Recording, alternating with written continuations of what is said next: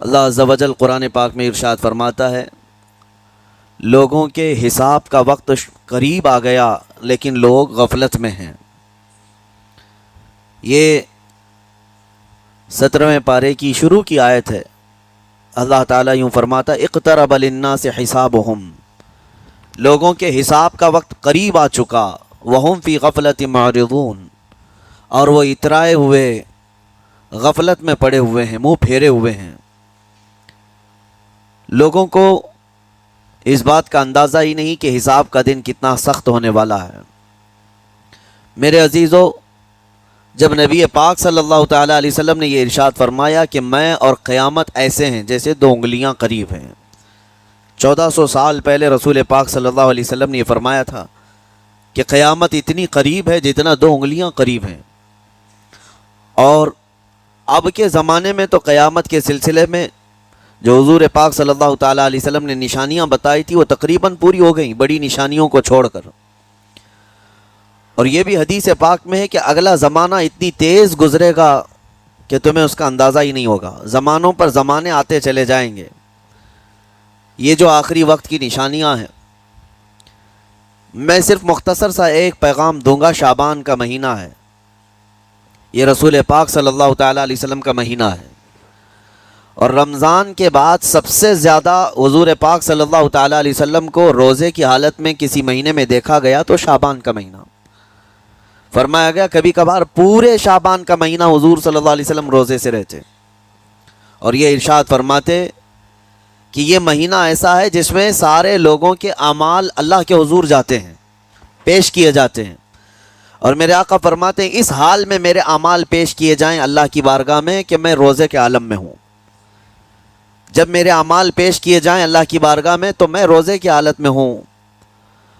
تو یہ شعبان کا مہینہ جو اب رمضان المبارک کے قریب کر رہا ہے، لیکن بعض بزرگوں نے یہ بھی فرمایا شعبان میں موتیں بھی کثرت سے ہوتی ہیں۔ لوگوں کا یہاں پر حساب کتاب 15ویں شعبان کو جو اب شب برات آنے والی ہے لکھ دیا جاتا ہے، سال بھر میں کیا کیا ہونے والا ہے، کتنے لوگ جانے والے ہیں۔ کئی لوگوں کی کتابیں بند کر دی جاتی ہیں۔ حدیث پاک میں یہ بھی ہے کہ فیصلہ اللہ تعالیٰ فرشتوں کے حوالے فرما رہا ہوگا، حالانکہ جب ہم ماں کے پیٹ میں تھے تبھی لکھ دیا گیا ہے کہ کتنی عمر ہے، لیکن فرشتوں کو جو ٹرانسفر کیا جاتا ہے سال میں ایک مرتبہ، اگلے سال ان کا کیا کیا ہونا ہے۔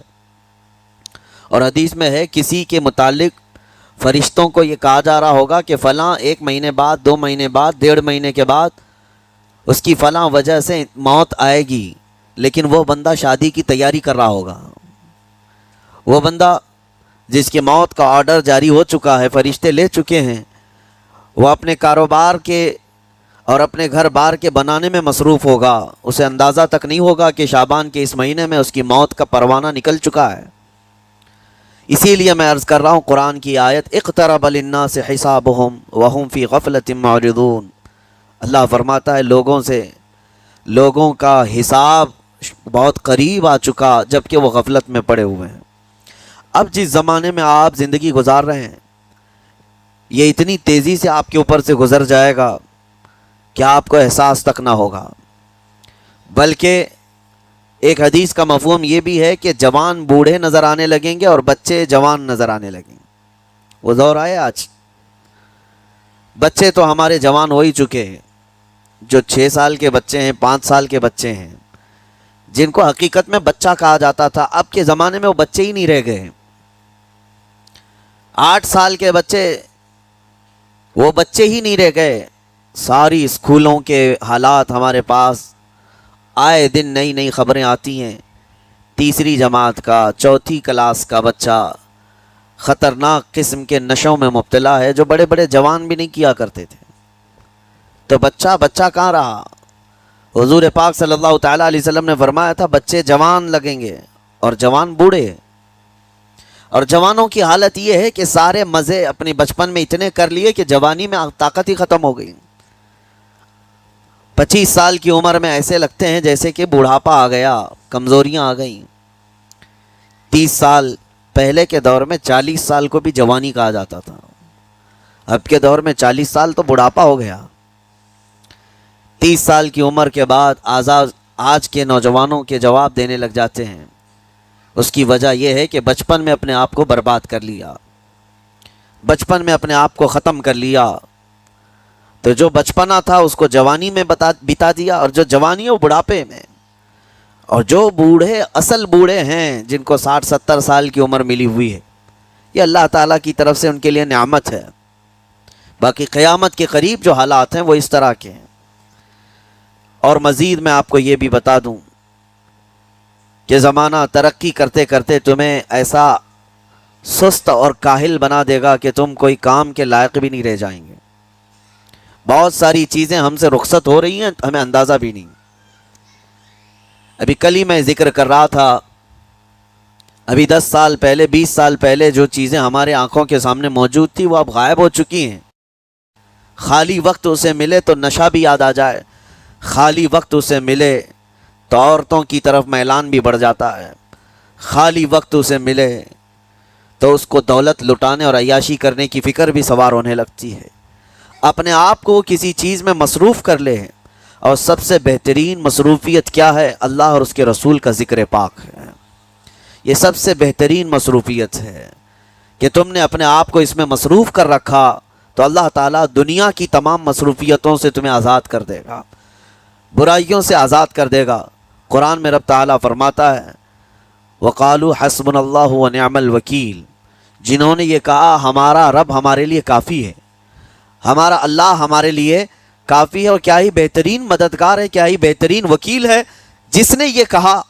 اللہ فرماتا ہے اس کے فوراً بعد آیت آئی ہے فَانْقَلَبُوا بِنِعْمَةٍ مِّنَ اللَّهِ وَفَضْلٍ لَمْ يَمْسَسْهُمْ سُوءٌ، اللہ ان لوگوں کو اپنی خاص نعمتوں میں لے جائے گا، ایسی جگہ جہاں کوئی برائی انہیں چھو بھی نہ سکے گی۔ جنہوں نے اللہ کی بارگاہ میں یہ کہا حسبنا اللہ ونعم الوکیل، آگے بھی ہے دوسری آیت ہے نعم المولا ونعم النصیر، جس نے یہ کہا اللہ فرماتا ہے ان بندوں کو اللہ اپنی خاص نعمتوں میں لے جائے گا اور فضل میں لے جائے گا، ایسی جگہ لم یمسسہم سوء، جہاں انہیں کوئی برائی چھو بھی نہ سکے گی، کوئی برائی نہ آ سکے گی۔ اسی لیے کثرت سے اپنے آپ کو مصروف رکھو۔ یہ جو محافل ہماری ہو رہی ہیں اللہ کرے کہ ہمیشہ قائم رہیں۔ ہم ہفتے میں ایک مرتبہ ذکر کی مجلس میں آتے ہیں اپنے دل کو اللہ تعالیٰ کی یاد سے معمور کرنے کے لیے۔ ویسے کھانا تو دن میں 3 مرتبہ اور کوئی تو 5 مرتبہ کھاتے ہیں۔ اپنے جسم کا بھرپور خیال رکھا جاتا ہے، ہماری روح کے خیال کے لیے ان مجلسوں میں آنا ضروری ہے۔ یہ مجلسوں کی پابندیاں، اور اگر آپ اس کو ہی یہ سمجھ کر نہ چلیں کہ ہم نے ایک بار ہفتے میں ذکر کر لیا تو اب کافی ہے۔ ہماری گاڑی بھی جو ہے پیٹرول بار بار مانگتی ہے، اس کو جس طرح سے چلاتے ہیں اس طرح سے اس کی خواہش بھی ہے۔ روزانہ گاڑی کو اگر کہیں کھڑی کر رکھیں تو زیادہ پیٹرول نہیں لگے گا، لیکن چلتی رہے تو بار بار پیٹرول کی ضرورت ہے۔ ہم میں سے ابھی کوئی ایسا نہیں ہے جو بستر پر پڑا ہوا ہے، ہر کوئی چل رہا ہے، پھر رہا ہے، دنیا میں مصروف ہے۔ تم اپنے کھانے پانے بھی کر رہے ہو، لوگوں سے ملاقات بھی کر رہے ہو، اس کا مطلب ہے تمہاری گاڑی چل رہی ہے اور اس کو پیٹرول بار بار چاہیے۔ اور یہی جو ایندھن ہے، یہ پیٹرول ہے، اس کا کام یہ اللہ تعالیٰ کا ذکر کرتا ہے۔ تمہارے جسم کو بیلنس رکھنے کے لیے، تمہاری فکروں کو بیلنس رکھنے کے لیے، تمہارے دماغ کو صحیح سلامت ایک نہج پر رکھنے کے لیے یہ ذکر کی محافل قوت دیتی ہیں۔ اگر اس ہفتے میں آپ نے ذکر کیا نہیں ہوا تو آپ اپنے ہی گھر پر سونے سے قبل بستر پر بیٹھ کر کیوں اللہ کا ذکر نہیں کر لیتے؟ 5 منٹ 10 منٹ اس مولا کو پکار کر کے سونے میں کیا حرج ہے؟ لوگ موبائل دیکھتے، گانے سنتے، فلمیں دیکھتے ہوئے سو جاتے ہیں، لیکن اللہ رب العزت کو یاد کر کے سونے والا، میرے عزیز و قرآن میں مولا فرماتا ہے فَاذْكُرُونِي أَذْكُرْكُمْ، اس کا وعدہ ہے تم مجھے یاد کرو میں تمہیں یاد کروں گا۔ اور اس کی تفسیر میں اللہ تعالیٰ کے اس قول میں، اس فرمان کی تفسیر میں بزرگوں نے فرمایا اللہ کیسے یاد کرتا ہے بندے کو؟ اللہ بندے کو کیسے یاد کرتا ہے؟ جب تم اس کی یاد میں مصروف رہے، اپنے آپ کو بزی کر رکھا، اللہ تمہیں کیسی جگہ یاد کرتا ہے؟